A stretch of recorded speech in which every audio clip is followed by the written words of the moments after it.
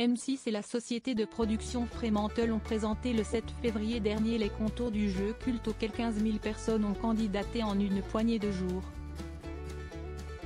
M6 ne s'y était plus risqué depuis 2007. La déprogrammation de l'éphémère Êtes-vous plus fort qu'un élève de 10 ans, incarné par Roland Magdan, sonnait le glas du jeu sur son antenne. Depuis, TF1 a renoncé au genre en quotidienne. Zol, face au mur avec Christophe de Chavannes est la dernière expérience en date en 2017. Tout se résumant à une question de cycle en télévision, pourquoi pas nous? A alors misé, opportuniste, Pierre-Guillaume Ledan, directeur général adjoint des programmes de M6 en charge des flux.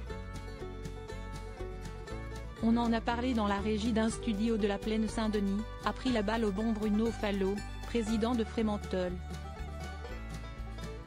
Et l'idée de relancer la roue du jeu mythique Le Juste Prix avec Éric Antoine cesse de concrétiser. À quoi va ressembler cette nouvelle formule du programme disparu des écrans en 2015? Purmedia.com a assisté à la conférence de presse de présentation de l'émission le mercredi 7 février 2024. Ce qu'il faut retenir. Un retour en quotidienne mais dans une case encore inconnue. À défaut de connaître la date de lancement et surtout l'horaire précis de programmation, 17h30, 18h30, 20h, tout est ouvert, a botté en touche Pierre-Guillaume Ledan, Le Juste Prix reviendra à un rythme quotidien à l'antenne. Le 7 février dernier, Éric Antoine s'apprêtait à débuter les tournages. « J'adopte presque un rythme de vie monastique », assurait-il face à la presse. L'homme de scène enregistrera 4 à 5 émissions chaque jour. Si le public aime Le Juste Prix, d'autres jeux pourraient arriver sur nos antennes, a assuré la direction de M6. Préférant dans un premier temps limiter les risques avec une valeur sûre.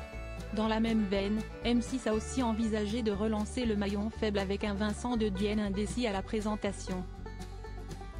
La mécanique de la version Philippe Risoli. On revient aux fondamentaux, la mécanique de la version des années 1990 présentée par Philippe Risoli sur TF1 avec 4 jeux quotidiens et une vitrine le vendredi soir, a annoncé Bruno Fallot. Précisant que la musique du générique qui ouvrira la version de 2024 sera la même que celle qui résonnait chaque midi entre 1987 et 2001 sur TF1. Est un jeu que l'on va produire comme un divertissement avec un effet waouh, un effet prime time en quotidienne sur M6, prennent le pari Pierre-Guillaume Ledan et Bruno Fallot. Dans les premières secondes de l'émission, une voix off féminine, son nom n'a pas encore été révélé, annoncera le nom des 4 candidats installés dans le public qui participeront à l'estimation, ultime phase de qualification pour l'émission.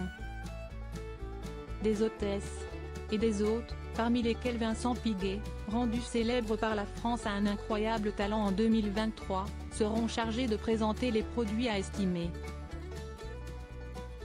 En fin d'émission, les 4 candidats du jour lanceront la célèbre roue du Juste Prix. Celui qui réalisera le meilleur score se qualifiera pour la finale du vendredi, à l'issue de laquelle le finaliste parmi les finalistes aura pour mission d'énoncer dans un temps limité le montant à l'euro près de la vitrine pour la remporter. Des jeux mythiques redessinés.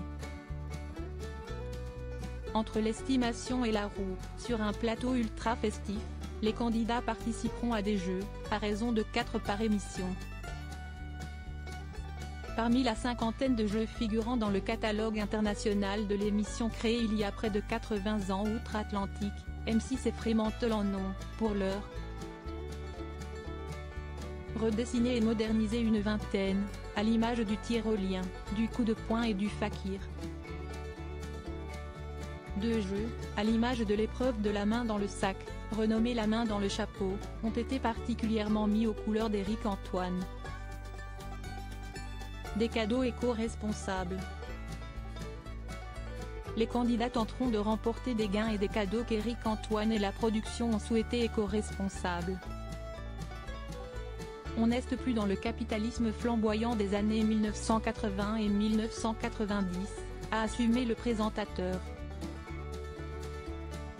Pour autant, la production souhaite être au niveau des cadeaux qui ont fait la réputation du juste prix par le passé et offrir une véritable caverne d'Ali Baba.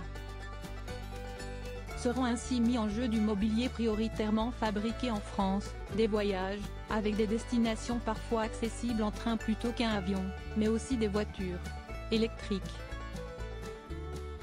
Jamais, on proposera d'aller faire un tour à dos d'éléphant, a tranché Roméo Véran, producteur exécutif. On pourra se tromper. On sait ô combien le greenwashing, méthode de marketing consistant à communiquer auprès du public en utilisant l'argument écologique de manière trompeuse pour améliorer son image, note de la rédaction, est pratiqué aujourd'hui. Mais on fera au mieux pour sourcer nos fournisseurs et nos cadeaux. Une apparition de Vincent Lagaffe sur la première ? Interrogé enfin par PureMedia.com sur la présence lors de la première de Vincent Lagaffe, dernier animateur en date de l'émission entre 2009 et 2015 sur TF1, Éric-Antoine s'est montré tout à fait favorable. « J'aimerais bien qu'il soit dans le coin », a-t-il répondu sans davantage de précision. « J'aimerais bien commencer par un petit lancer de micro à la Philippe Risoli puis crier bip bip comme Vincent Lagaffe le faisait en son temps », a-t-il souri. Avant de conclure, je l'ai eu au téléphone. Vincent m'a donné des conseils sur l'énergie à mettre dans chaque émission parce que tu ne peux pas tout donner sur les 5 premières. Sur la façon dont je vais distiller l'écriture, à laquelle je m'attelle avec Karina Siamé, co-animatrice dans Bruno dans la radio, matinale de Bruno Guillon sur Fun Radio, note de la rédaction. On reprend un monstre, je flippe ma race.